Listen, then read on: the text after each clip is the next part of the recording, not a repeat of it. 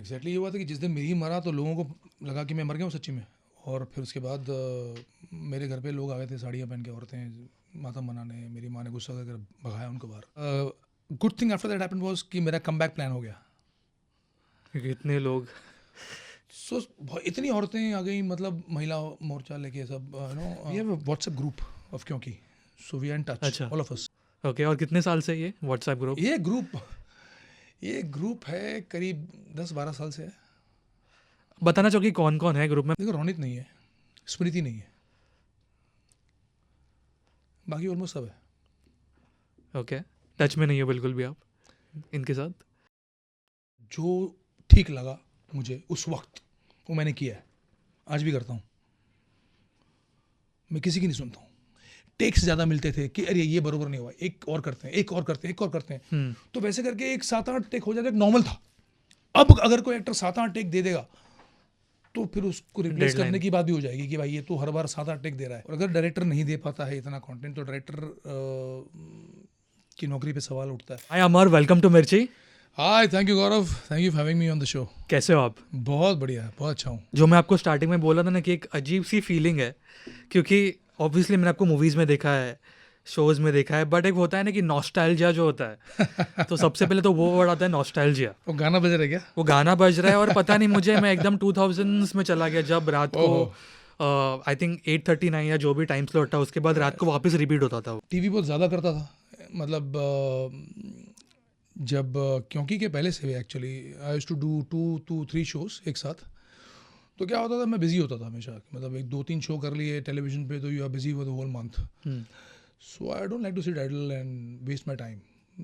2-4 दिन घर पे बैठता हूँ तो मुझे टेंशन हो जाती है कि मैं क्या कर रहा हूँ। मुझे लगता है मैं निकम्मा हो गया हूँ, कुछ काम ही नहीं कर रहा है, कुछ काम ही नहीं मेरे पास है। 2-3 दिन छुट्टी हो तो भी तो I don't want to sit even one day. तो मुझे कुछ होता है तो माई फैमिली से इसकी, मतलब मुझे पकड़ के फिर वो लोग बोलते हैं कि चलो बाहर चलते हैं आज। मतलब ऐसा होता है। बट अब वैसे ही आपकी लाइफ प्लान है बेसिकली ऐसे? प्लान्ड कुछ नहीं है वैसे यार। मतलब टेलीविजन और फिल्म और ओटीटी के एक्टरों का कोई प्लान नहीं होता। प्रोजेक्ट आता है, प्रोजेक्ट लेते हैं, कभी नहीं लेते हैं, पसंद नहीं आता तो वो कब कौन सा क्या आ जाए वो कुछ प्लान नहीं होता। फिर वो आने के बाद प्लान होता है कि अब ये आया है, चलो ये करते हैं, ये इंटरेस्टिंग है। सो प्लान वैसे होता है। And then when you do a daily show basically the whole year is planned by producer only. Correct. कि भाई एक साल तो आप your block for 20 days a month and your year is planned already. So that way. So बीच में जो बचे हुए दिन होते हैं, सपोज 20 दिन महीने में दिए किसी ने तो 10 दिन, तो 10 दिन में क्या करना है, वो मेरा प्लान होता है। डेली शो में मैं थोड़ा डिटेल में जाना चाहूँगा जी कि हाँ। जब ऑफर होता है शुरुआत कैसे होती है? आप प्रोड्यूसर के पास जाते हो, इन जनरल मैं बात कर रहा हूँ, प्रोड्यूसर आपके पास आता है कि आपका ये शो दे, ये प्रोजेक्ट, मतलब थोड़ा डिटेल में। टेलीविजन में जब मैंने शुरुआत की थी उस वक्त का माहौल थोड़ा सा अलग था। आज का थोड़ा अलग हो गया है। आज बहुत अलग हो गया है। पहले तो था कि हम डायरेक्टली प्रोड्यूसर के ऑफिस जाते थे, फोटोग्राफ लेके दिखाते थे और बताते कुछ काम है कि आपके पास, या मैं एक्टर हूँ, मैंने ये ऐड की है, मैंने वो ऐड की है, मैंने वो सीरियल में काम किया है, वैसे वैसे। तो फिर वहाँ पर थोड़ा प्रोसेस वो सिंपल था। They should just take your simple screen test once and then they call you and हाँ you selected, you are rejected, ऐसा कुछ होता था। सिंपल सिंपल, और आपको काम मिलता था। और तब टेलीविजन इतना बड़ा भी नहीं था, 1-2 गिन के चैनल थे। DD2 था, या जी में 2 घंटे सांप सीढ़ी वगैरह आता था। तो वो ज़माना DD1 था, मेन चैनल था तभी। तो इतने सारे प्रोग्राम नहीं होते थे। हाँ, लेकिन उस वक्त इतने सारे एक्टर भी नहीं होते थे, यू अंडरस्टैंड। तब एक्टरों की भी क्वांटिटी कम थी, चैनल की भी कम थी। जैसे जैसे चैनल बढ़े, एक्टर बढ़े, लोग बॉम्बे। अब ये हो गया है कि you don't directly go to a producer, now you go to a casting agency. वो एक नए ऐसे हाँ, ऐसे आपसे फिल्टर आ गया किंग बीच यहाँ में। पर Mukesh Chhabra is the king of casting today. Abhishek Banerjee का कास्टिंग पे है, और टीवी में धनंजय पांडे करके। तो ये सब लोग अपने अपने मतलब you go to them now, उनके पास लोग जाते हैं। प्रोड्यूसर के लिए बहुत अच्छा हो गया कि उनकी ऑफिस में भीड़ नहीं लगती है। पहले भीड़ लगती थी, इतने सारे लोग, 50-60 लोग एक साथ दिन में आ गए और प्रोड्यूसर में वहाँ पे भीड़ जमा कर दी और पूरा पैक कर दिया ऑफिस। अब ऐसा नहीं होता। अब सारे लोग वहाँ जाते हैं जहाँ पर कास्टिंग होती है, कास्टिंग एजेंसी में जाते हैं। तो एक थोड़ा एक स्ट्रीमलाइन हो गया है, एल से एक प्रॉपर सिस्टम सेट हो गया अब। मतलब बेटर है अभी। बेटर है। तो कास्टिंग इज ए प्रॉपर अपने आप में एक इंडस्ट्री बन गई छोटी सी, कि अगर ये स्टोरी है और डायरेक्टर ने सुन ली, कास्टिंग डायरेक्टर ने सुन ली है, तो ही नोज कि इसमें कौन फिट होगा. सो डायरेक्टर का उतना हेडेक कम हो जाता है. सो उनके पास ऐसे नहीं कि 50 लोग आ गए, उनके पास कोई गिन चुन के एक कैरेक्टर के लिए 5-7 लोग फिल्टर होके आ गए. ये शॉर्टलिस्ट हुए कि भाई ये 50 लोग नहीं है, 3 लोग वो बोलता है कि मुझे लगता है कि फिट होंगे, तो आप सिलेक्ट. तो अल्टीमेटली सिलेक्ट डायरेक्टर करता है, लेकिन उसके बाद ऑल फिल्टर्ड लोग आते हैं. और ये एक मतलब इजीली अप्रोचेबल भी हो गया, क्योंकि कास्टिंग डायरेक्टर्स का ऑफिस खुला ही होता है, कभी भी कौन से भी शहर से आके वहाँ पहुँच जाता है और अपना लक आजमाता है. So it's become a much better streamlined industry now. और उसके बाद नेक्स्ट स्टेप जब शॉर्टलिस्ट होते हैं, उसके बाद शॉर्टलिस्ट के बाद ऑफ कोर्स उनका होगा स्क्रीन टेस्ट होगा कि भाई दिखने में तो कैरेक्टर फिट लग रहा है, अब एक्टिंग वैक्टिंग भी आती है या बोल पाता है उस तरह से, या बोलने के बाद पर्सनैलिटी कैसी होती है. बोलने के बाद कई लोगों की पर्सनैलिटी चेंज होती है, वो भी होता है, तो वो देखते हैं. और फिर उसका एक मॉक शूट होता है, अगर उधर भी वो पास हो गया कोई एक्टर, फिर उसका एक मॉक शूट होगा. ये अभी की बात करो ना आप? ये रिसेंटली ओके अभी की बात कर रहा हूँ. तो उसका एक मॉक शूट होगा पूरे सेट पे. एक सेट पे बुलाया जाएगा 2-3 एक्टरों को जो अच्छा डायलॉग बोलते हैं, अच्छी तरह से परफॉर्म करते हैं, दिखते भी टू द कैरेक्टर परफेक्ट हैं. तो उनका एक मॉक शूट होगा with the other actors, with proper dialogues and lighting and proper camera work. और उसके बाद फाइनल जजमेंट होगा कि, तो इट्स अ प्रॉपर प्रोसेस. तो वो 3 शॉर्टलिस्ट हुए हैं जहाँ पे लोग कंफ्यूज थे कि कौन सा होगा. फिर मॉक शूट के बाद इट बिकम्स वेरी क्लियर कि this is the guy, is perfect for the character, now let's cast. Because it is very important, because writer लिखता है, डायरेक्टर एक्शन रोल कट ये सब बोलता है, वो सब कैमरे के पीछे होते हैं. कैमरे के सामने दिखने वाला तो एक्टर होता है, तो that person has to be perfect as much as possible. So it's a little lengthier and proper process. और ये अभी की बात कर रहा हूँ. तब जब आपने मतलब कि प्रोड्यूसर के ऑफिस में तब जाते थे लोग, और उसके बाद फिर वही सेम प्रोसेस जो उसके बाद इतना लंबा लेंथी प्रोसेस नहीं होता था. अगर डायरेक्टर ने वो देख लिया अपनी VHS टेप में कि हाँ भाई ये लड़का अच्छा बोल रहा है, अच्छा दिख रहा है, तभी भी होता था, तभी भी आते थे बहुत सारे एक्टर, लेकिन इतना लंबा नहीं था प्रोसेस. 2-4 लोगों को देखा, उनको लगा हाँ ये सही है, तो फट से वो, और डायरेक्टर खुद बैठता था उस वक्त टू जज द स्क्रीन टेस्ट कि नहीं 50 लोग तो 50 लोगों को मैं देखूंगा.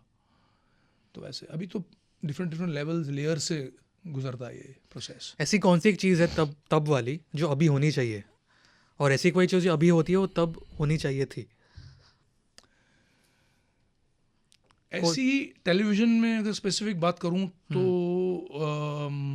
तब जो होता था वो अब होना चाहिए, लेकिन अब नहीं हो सकता. हाँ, या नहीं हो रहा है. नहीं हो सकता. मैं बता रहा हूँ क्या है वो चीज़. Okay. That is shooting process. अच्छा. Like for instance I give an example. देख भाई देख. Okay, every Thursday used to be telecast, every Thursday 8:30. देख भाई देख DD2 पे, मेट्रो पे. तो आधे घंटे का एपिसोड हम 3 दिन में शूट करते थे. Okay. Like 24-25 minutes of content we used to shoot in 3 days, 2.5-3 days, maximum 2.5, मतलब मिनिमम 2.5 days. और अब डायरेक्टरों पे इतना प्रेशर है, इतना लोड है डेली सोप के आने के बाद, कि उनको दिन में एक एपिसोड शूट करना कंपलसरी है. दिन में एक एपिसोड, मतलब एक एपिसोड में नहीं तो कम से कम एक 5-6-7 सीन तो कम से कम होंगे. और दिन में 23 मिनट का कंटेंट एडिटेड वर्जन शूट करना थोड़ा सा डिफिकल्ट प्रोसेस है, लेकिन हो रहा है, लोग कर रहे हैं, बरसों से कर रहे हैं. और अगर डायरेक्टर नहीं दे पाता है इतना कंटेंट, तो डायरेक्टर की नौकरी पे सवाल उठता है कि ये नहीं डिलीवर कर पा रहा है. भले कंटेंट अच्छा है बट डिलीवर नहीं हो रहा. कंटेंट कितना भी अच्छा हो, कंटेंट कितना भी हो, वो पेस होना ज़रूरी है. 1-2 दिन तुमने नहीं किया, एक डायरेक्टर ने इतना 22 मिनट का 23 मिनट का कंटेंट शूट करके नहीं दिया प्रोड्यूसर को, तो that's allowed in a month, 2-3 days, but regularly it's not allowed. Earlier we used to shoot in 2.5 days that much content. So obviously वहाँ पर टाइम था, वहाँ पर उस वक्त टाइम था, उस वक्त डेली सोप का ज़माना नहीं था. और तो क्या ना कि एक्सपेरिमेंट करना, उस स्क्रिप्ट पे ज़्यादा काम होता था, परफॉर्मेंसेस पे ज़्यादा काम होता था. लोगों, like for instance to be very raw, I tell you that कि टेक्स ज़्यादा मिलते थे कि अरे ये बरोबर नहीं हुआ, एक और करते हैं, एक और करते हैं, एक और करते हैं। तो वैसे करके एक 7-8 टेक हो जाता, एक नॉर्मल था।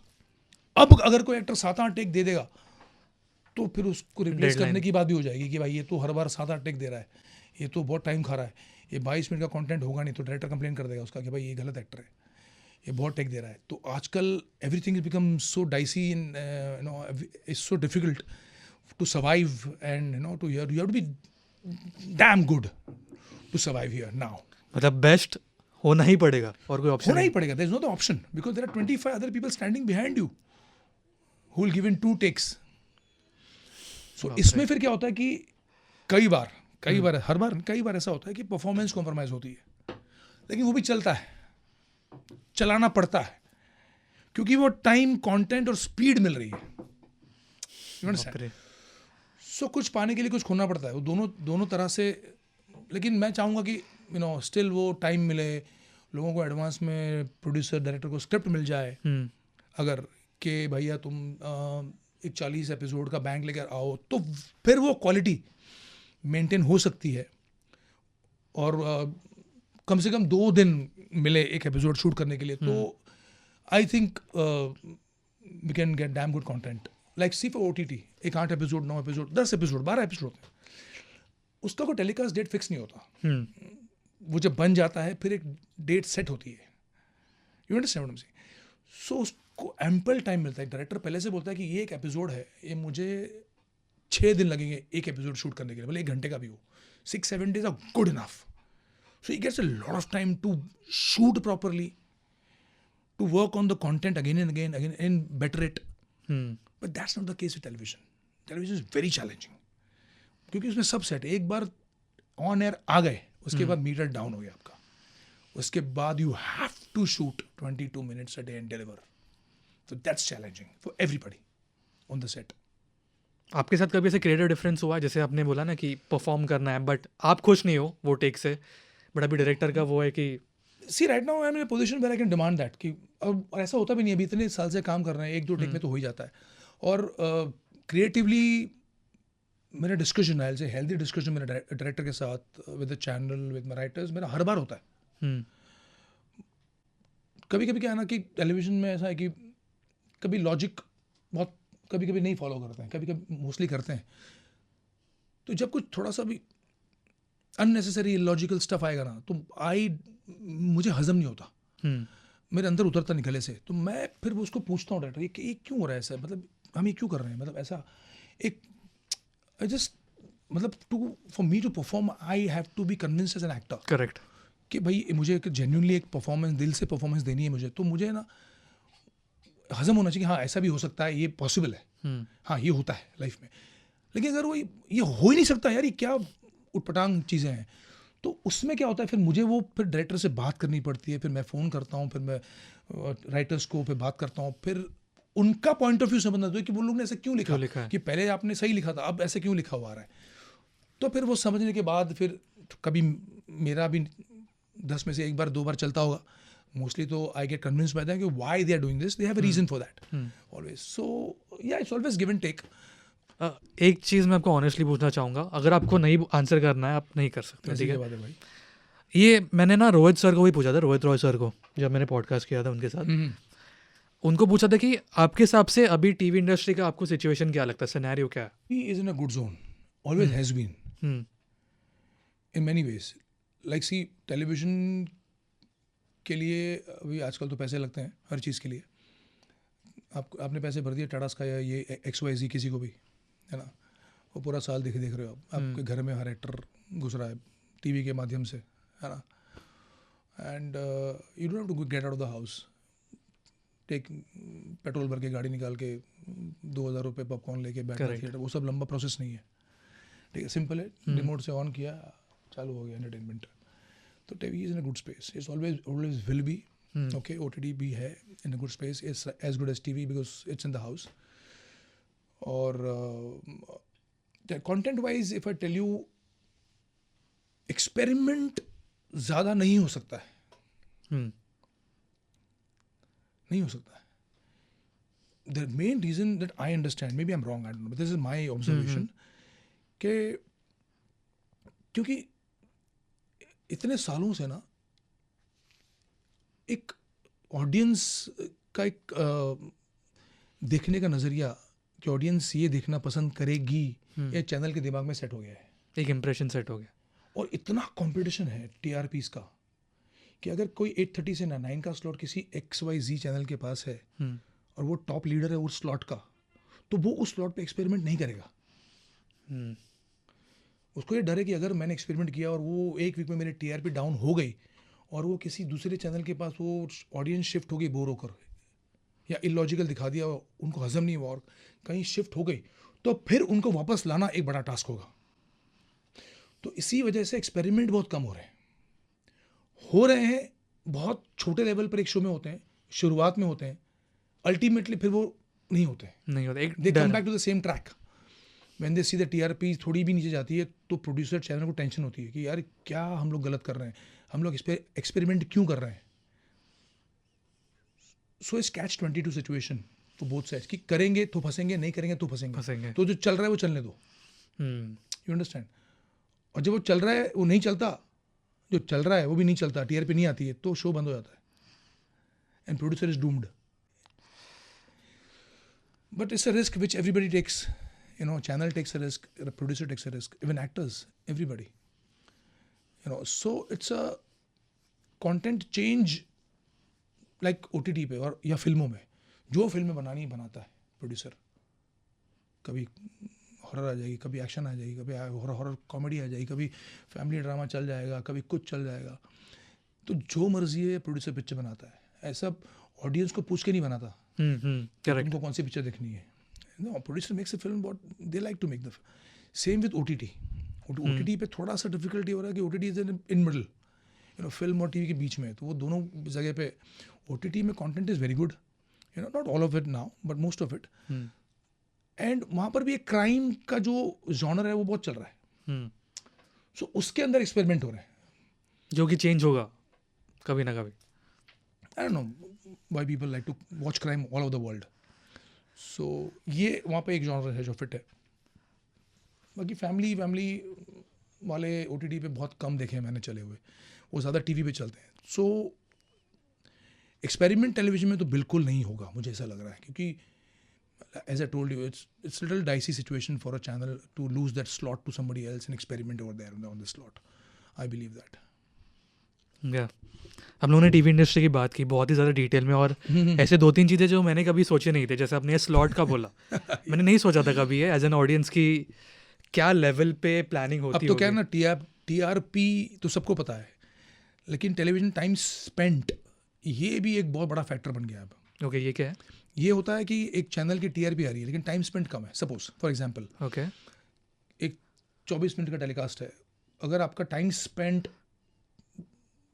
14 से कम है, अगर 14 मिनट का मतलब हुआ ये कि 14 मिनट लगातार किसी ने आपका शो देखा, आपके 22-23 मिनट कंटेंट से they spent about 14 minutes of time watching your show, तो उस 14 मिनट में कितने एड्स आए आपके?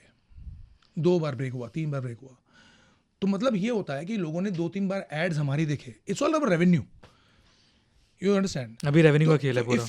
If a show which if a channel's GRP is low and obviously the GRP is low, the TRP is low, but the time spent is 17-18, तो वो show हटता नहीं है, उसको निकालते नहीं है।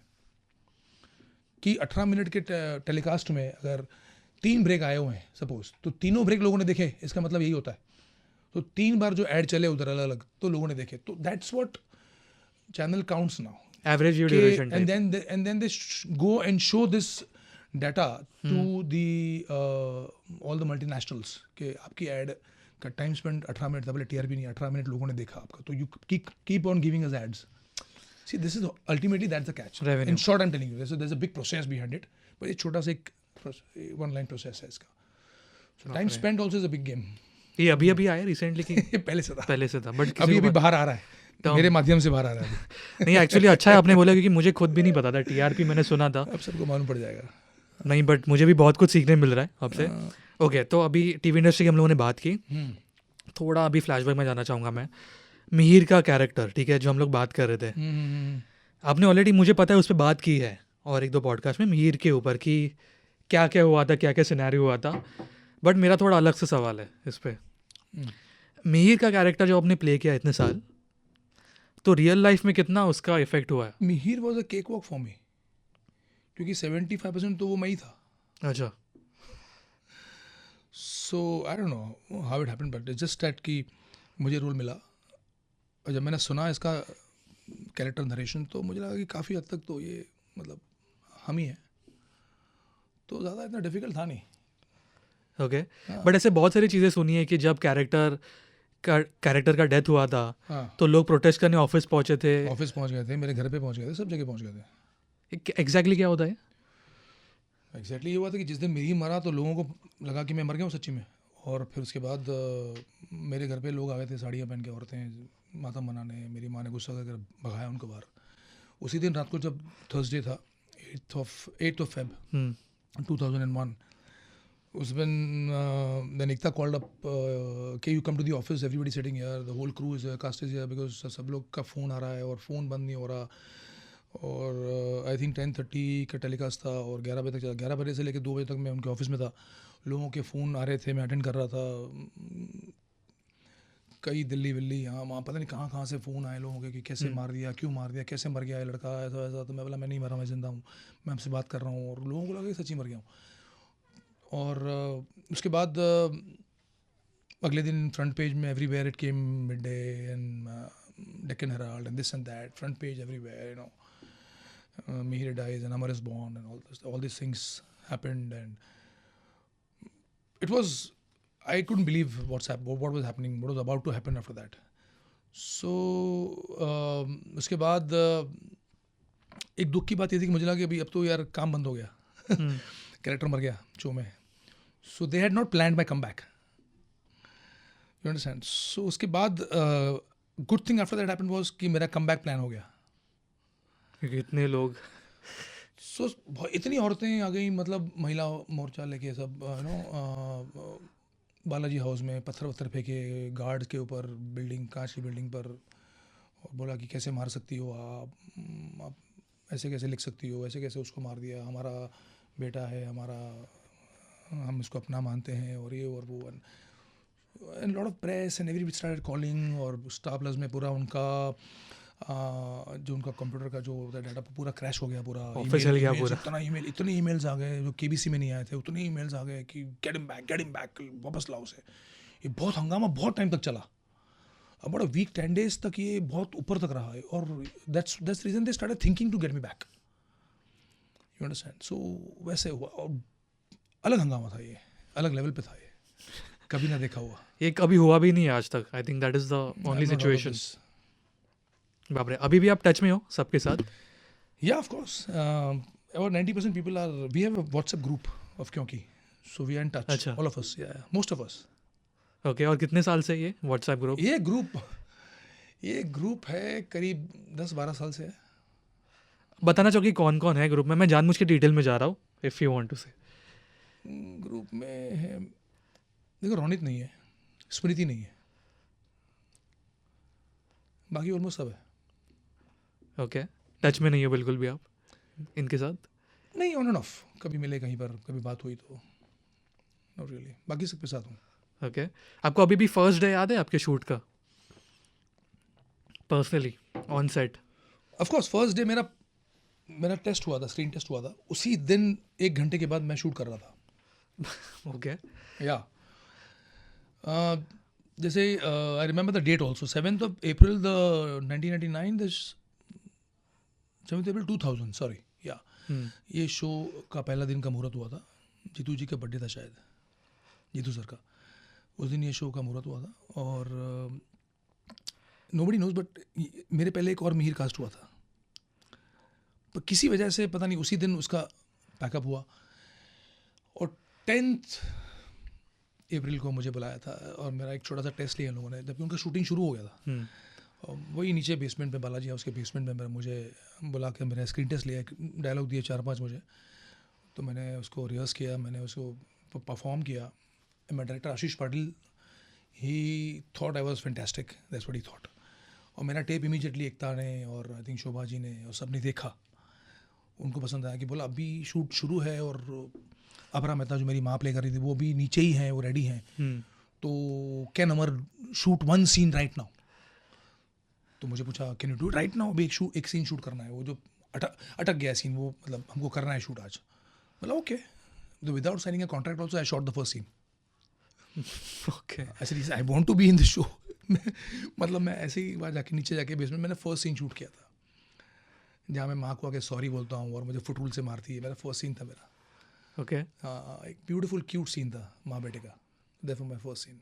और लास्ट डे आपको याद है सेट का? Last day I was shooting in Film City, मंदिर में। हाँ, मंदिर में था। किसकी डेथ का कुछ था, मैं भी तो भूल रहा हूँ। आपका पार्ट तभी खत्म हुआ जब शो एंड हुआ? मुझे एग्जैक्टली याद नहीं है कि see I was replaced by Ronit और Mihir was there till the last. हाँ, ओके। लेकिन जब मैंने छोड़ा उसके बाद एक 9 महीने का गैप था। मिहिर 4 महीने बाद Inder Kumar came in as second Mihir and then Ronit came as third Mihir. But आपको क्या लगता है क्यों इतना वो शो, आपका कैरेक्टर, क्या एक चीज़ थी उस शो में, आपके कैरेक्टर में, जो आपको लगता है कि लोगों से इतना कनेक्ट हुआ तब? आई थिंक एक एटमॉस्फेयर था उस वक्त। टेलीविज़न में पहली बार डेली सोप का एक ट्रेंड जो सैटेलाइट पे चला था। एक जॉइंट फैमिली, जो हमारे देश में जॉइंट फैमिली वैल्यूज़ बहुत ज़्यादा हैं कि एक है ना, जॉइंट फैमिली में लोग रहते भी, आज भी रहते हैं कई गांव में, छोटे शहरों में, और बचपन में मैंने भी देखा हुआ है जॉइंट फैमिली। तो उसमें कैसे रहा जाता है, that kind of thing. And वो एक और दूसरा जो उसके अंदर जो हर एक जॉइंट फैमिली में जो पॉलिटिक्स चलती है, किचन पॉलिटिक्स बोलो या फिर बिजनेस में चलो, जहाँ भी हो, तो वो सारी चीज़ें एक रियलिस्टिक तरीके से दिखाई गई थी। और हर फैमिली में बहुत सारे बच्चे होते हैं, बॉयज़ गर्ल्स, तो उसमें क्या होता है, एक आधा बच्चा होता है जो एकदम studious serious, apple of the eye, मतलब माँ बाप का फेवरेट होता है, जो पढ़ाई में भी बिजनेस में बोल चाल में अच्छा होता है, और लगता है यार ये कुछ करेगा ज़िंदगी में। ऐसे बोलते हैं बचपन से, चाचा भी बोलता है ये लड़का कुछ करेगा। तो वैसा एक लड़का था जो मिहिर था। एक होता है फैमिली में, और एक ऐसा होता है यार ये बड़ा यार ये पता नहीं क्या करेगा ज़िंदगी में यार, सारा दिन मस्ती। एक ऐसा भी होता है बड़े फैमिली में से तो ये मिहिर था, थोड़ा सा एक सीधा साधा स्ट्रेट फॉरवर्ड इंटेलिजेंट, पढ़ाई वढ़ाई करके यूएस से आया था, MBA करके, और सबको इज़्ज़त देने वाला, सबको प्यार से बात करने वाला, सबको एक मानने वाला, और दादा दादी से ज़्यादा प्यार करने वाला। जबकि मेरी माँ, सगी माँ, उनको धुतकारती थी, उनसे अच्छा बिहेव नहीं करती थी, तो तो और ज़्यादा सिंपैथी मेरी बढ़ती थी उनकी तरफ। तो एक रिलेशनशिप दादा दादी के साथ और चाचा चाची के साथ और सबके साथ एक, तो it was very lovable. So, like, I also give respect to all my family members like this only, and I treat them as one, and I help them however much I can.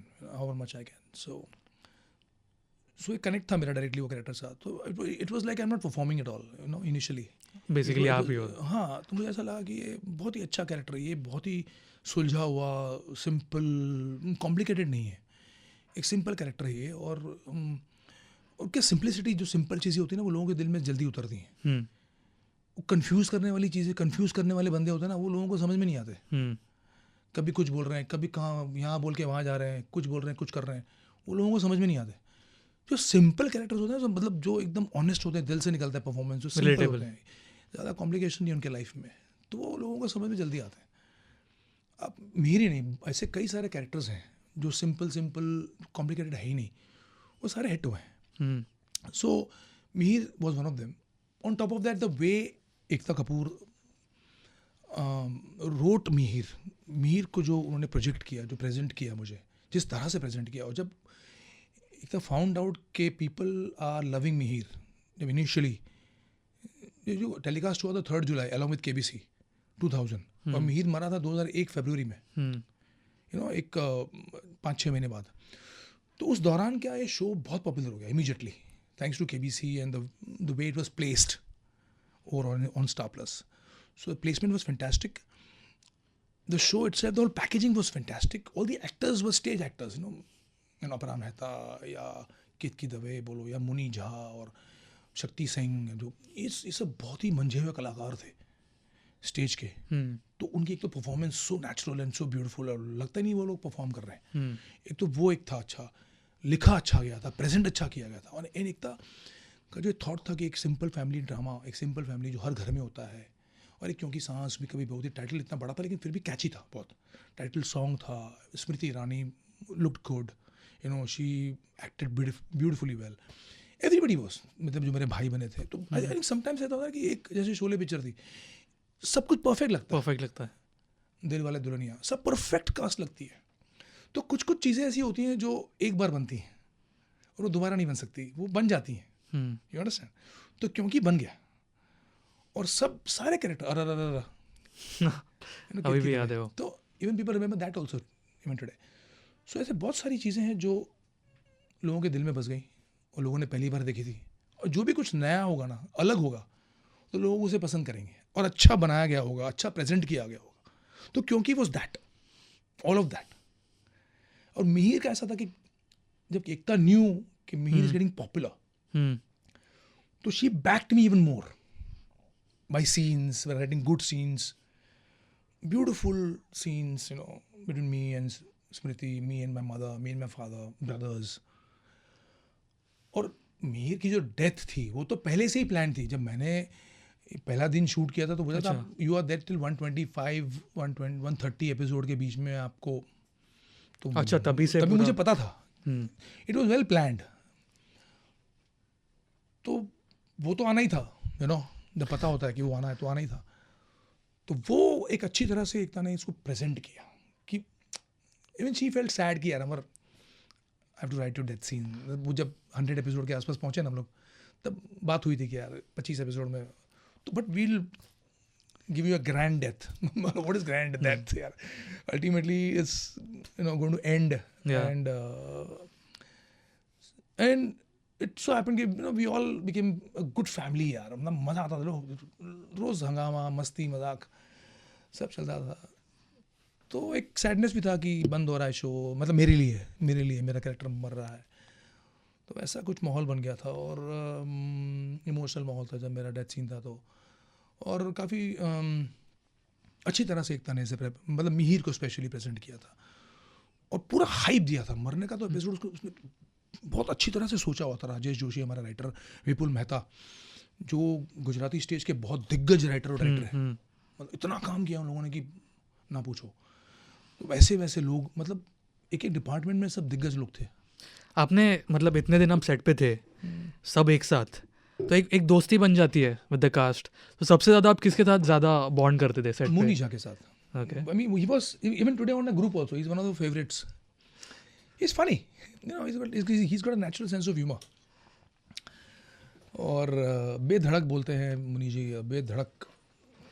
He's funny. He's a lovely human being.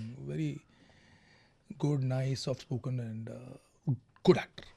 So he is liked by everyone. So और उस वक्त क्या था कि ऐसा नहीं था कि हम सबके अलग अलग मेकअप रूम है, हम सारे लड़के एक मेकअप रूम में, सारी लड़कियां एक मेकअप रूम में। ऐसा नहीं कि वैनिटी वैन हो गई है। कौन सी वैनिटी वैन, कुछ नहीं, कोई वैनिटी वैन नहीं, कोई वैन नहीं। एक बेसमेंट में एक रूम था, 2 रूम थे, बीच में लकड़े का पार्टीशन था, यहाँ पर लेडीज़ यहाँ पर जेंट्स, ठीक है। और हम लोग जब पूरे परिवार का सीन होता था तो एक छोटे से रूम में, मतलब इसका तो 1/4 रूम होगा शायद, ठीक है, उसमें करीब करीब हम लोग 7 से 8 एक्टर मेल, और वहाँ 5-7 लेडीज़ एक रूम में। It was that kind of a situation.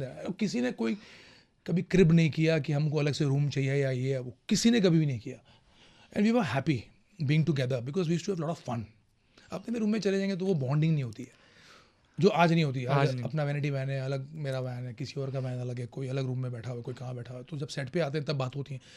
उस वक्त ये था कि एक रूम में हम सारे लोग मस्ती करते थे। I think one of the reason ये भी है कि इसके वजह से भी जब स्क्रीन पे जब एक्टर्स परफॉर्म कर रहे वो exactly, it makes a difference how you bond of the set. तो जब कैरेक्टर वापस आया और फिर जब भी आपने शो छोड़ा, तो एज अ फैन मैं आपको पूछ रहा हूँ कि क्यों छोड़ा शो? बस छूट गया, मतलब फिल्में मिली और डेट प्रॉब्लम्स हो गई मेरी बहुत सारी। I didn't have a manager who could handle, और मुझे नहीं पता था कि इतना सारा काम करना था, बहुत सारा काम करना था कि एक साथ 3-4 movies on the floor, 3-3 serials on the floor, मतलब आज तो ये इम्पॉसिबल दिख रहा है, सुनने में भी बहुत डर लगता है कि 3 सीरियल्स और 4 पिक्चरें एक साथ उतर जाए फ्लोर पे, तो कैसे होगी dates manage. So that was one of the worst situation I went through that point of time, कि भी हैंडल नहीं हो रहा मेरे से, और lack of sleep and all that things happened and sleep deprivation. तो फिर टेलीविज़न से फिर थोड़ा सा मैंने ब्रेक लिया. मैं इसे एक पॉइंट पर रिलेट कर रहा हूँ.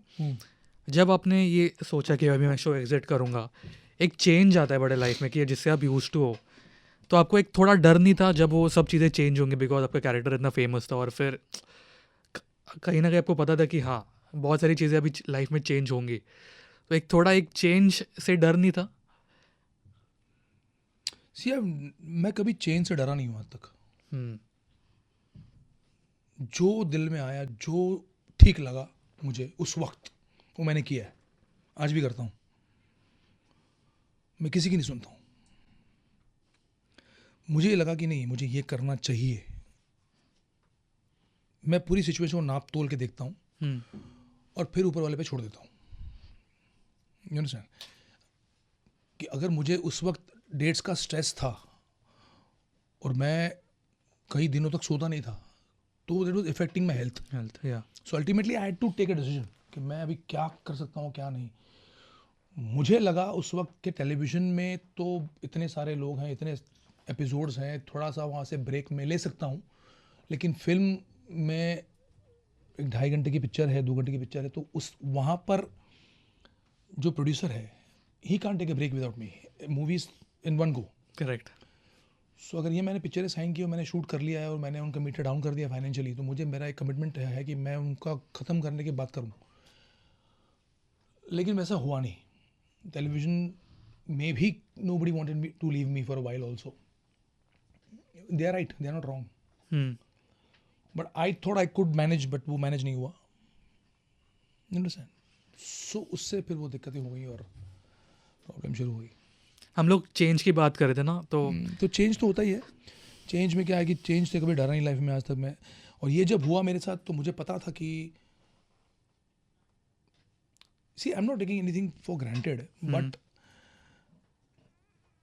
जब मैं कूद पड़ा था पानी में तो फिर वो तैरना ही था या डूबना था. तो जब मैंने टेलीविज़न के प्रोड्यूसर ने मुझे कहा कि we can not manage the dates, so many dates, so many months, so many, तो you leave our show, let's not. तो I had to do that. I can not not shoot with my film producer, because मैंने कहा कि वहाँ पर कोई option नहीं है कि अभी ये 2 घंटे आधे घंटे तक ये अमर हीरो था, अब कोई और हीरो आएगा, ऐसा तो नहीं हो सकता. टेलीविज़न में होता ही है. सो वो एक था. तो जब ये हुआ तो एक चेंज आया मेरे लाइफ में फर्स्ट, कि मैं टीवी छोड़ के वहाँ पे पहुँचा फिल्मों में. लेकिन वहाँ भी इतना बिजी हो गया था कि मुझे सोचने का टाइम नहीं था मेरे पास. I was so much into work. तो बीच में गैप बिल्कुल भी नहीं था जब आपने स्विच किया? नहीं, मतलब gap in the sense like I was shooting 20-25 days a month for a couple of months, and उसके बाद फिल्मों की शूटिंग ख़त्म हुई. उसके बाद गैप आया, मतलब काम में. तो that I waited for my films. Then उसके बाद अरुणा ईरानी का मुझे फ़ोन आया कि Amar, I am making this show called देश में इकलौता चांद,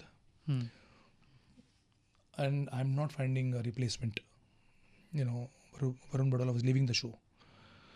तो मैंने बोला कि I am not very inclined at the moment, I want to take a break for another 6-7 months, and you know, मतलब बहुत हौच-पौच हो गया था मेरा डेट का पंगा. So I don't want to repeat that. बोला नहीं कुछ नहीं होगा, I will manage, you come meet me. So बहुत फ़ोन कॉल्स हमारे बीच में हुए, बहुत सारे हुए. Then my secretary also, that time, Shailesh, she told me, Amar, let's go and meet her once. And I had worked with her. She's an amazing human being. मुझे बेटे की तरह मानती है. तो मैं गया उनके पास, उनको मिला. उन्होंने समझा मेरी पूरी सिचुएशन, बोला कि कोई दिक्कत नहीं है, you do this show of mine, double role है इसके अंदर, and you do this and I will manage if in case there is any problem with dates. She give me full confidence, and I before my film release I was back in TV. क्योंकि अरुणा जी को मैं ना नहीं बोल सकता था कभी. You know, that's why I was not meeting her, कि मिलूंगा तो ना नहीं बोल पाऊंगा. तो वही हुआ। फिर मैंने किया उनका शो, बोला ये थोड़े टाइम के लिए है तो कर ले। तो and it was doing very well, the show was doing really well, it was one of top shows. So I came back and may be that was the reason that I am still doing TV, maybe. So change in the sense like ऐसा major कुछ ऐसा झटका नहीं लगा। हाँ, जो उस वक्त मैंने फैसले किए थे वो सोच समझ के किए थे मैंने। फिर उसके बाद वापस उसके बारे में सोचना कि ये हुआ होता तो, अरे हुआ तो सोच से बहुत कुछ होता, but you don't know what is in store for me next minute or anybody for that matter. So at that moment, what do you think? It's and you do, that's final. So that was it. तो कहीं ना कहीं आपको लगता है एक change से ना डरना, एक होना चाहिए लाइफ पे एक पॉइंट ऑफ व्यू आपके हिसाब से? What do you think? अब डर के क्या जीना बॉस? जो डेस्टिनी में लिखा है वो तो होके रहेगा। सो जो मन में आए, अगर डर के मारे वो नहीं करो तो अंदर अंदर आदमी घुटता है कि यार मैंने वो नहीं किया, यार वो कर लिया होता तो करके भले पछताओ, मैं तो मानता हूँ। ना करके आदमी ज़्यादा पछताता है, वो ज़िंदगी भर पछताता है, मरते दम तक कि लास्ट में जब पहुँचेगा लाइफ के तो वो यार मैंने उस ज़माने में वो चीज़ नहीं की थी, अगर वो की होती ना तो करके देख लिया, नहीं हुआ ना, हो गया, साइड पे रखो उसको, so I can do something else. और उसके बाद अगर आदमी फिर जब वो एक्सपीरियंस से गुजरता है ना, तो उस एक्सपीरियंस के बाद आदमी जब दोबारा नई चीज़ करता है तो वो और ज़्यादा सोच के करता है और ज़्यादा थोड़ा सा कैलकुलेटेड रिस्क ज़्यादा लेता है। और जब वो दूसरा आदमी होता है जो कभी कुछ नहीं करना चाहता डर के मारे, वो कभी कुछ नहीं करता, वो कुछ नहीं कर पाता। So I am a risk taker, calculated risk, मतलब मैं सोच समझ के थोड़ा सा नाप तोल के 10 में से 2 चीज़ें नहीं भी होंगी ज़िंदगी में, वो नहीं होंगी तो क्या हो गया, आगे जाके होंगी फिर, एक अंदर से एक कॉन्फिडेंस पैदा होता है कि यार नहीं आई डू इट, थोड़ा सा ये मिस्टेक हो गई थी मेरे से, अब वो मिस्टेक नहीं करूँगा अगली बार। तो ये सुधरता है आदमी, अपने आप को सुधारता है। वो कब सुधारता है? जब वो एक रिस्क लेगा, एक चांस लेगा किसी चीज़ में। अगर तुम चांस ही नहीं लोगे तो तुमको पता नहीं तुम्हारे अंदर क्या क्वालिटीज़ अच्छी हैं, क्या ख़राब है, तुम जज ही नहीं कर पाओगे। How will you know what lies inside you, what talent lies inside you if you don't take a chance in life? It's like पहाड़ से कूद रहे हो, but if you jump with a bungee jumping string you won't die, no? Correct. और ऐसे ही बिना दिमाग के कूद रहे हो तो मर जाओगे। So it's like that, take a chance but take a calculated risk। आराम से सोचो और करो, करना तो है ही, कर्म तो करना पड़ेगा ना। तो बेस्ट लेसन क्या मिला लाइफ से? सबसे बेस्ट लेसन जो आप हमेशा याद रखोगे आपकी लाइफ में? कभी हार नहीं माननी चाहिए और लगातार कोशिश करनी चाहिए, लगातार। अगर तुम्हारे दिल में कुछ है, अगर तुम्हें पूरा कॉन्फिडेंस है कि ये मैं करूँगा और मुझसे होगा, और मेरे दिल की इच्छा है और अंदर से आवाज़ आ रही है कि मुझे ये करना है, अगर वो करने के लिए आप में स्किल अभी नहीं है तो वो स्किल आप डेवलप कीजिए। It's all about skill. To be there I have to be skilled to ask question that you asking me. I am not skilled to do that, I am skilled to answer you as a celebrity or actor, whatever. So it's difference of skills. I don't have that skill. Correct. You don't have this skill. Correct. You understand? So कुछ भी करने के लिए you have to be skilled. तो skill अपनी बढ़ाओ और you have to take a chance in life.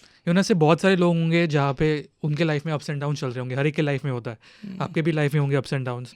अभी आपका इतना एक्सपीरियंस है, वह जब आपकी लाइफ में जो भी चला था अप्स एंड डाउन्स, जो भी मोमेंट पे, तब आपने खुद को कैसे हैंडल किया? कोई आपका दोस्त था, फैमिली उस टाइम पे? My wife, I speak to her about everything. Hetal. Another friend of mine, Naveen, I speak to him. और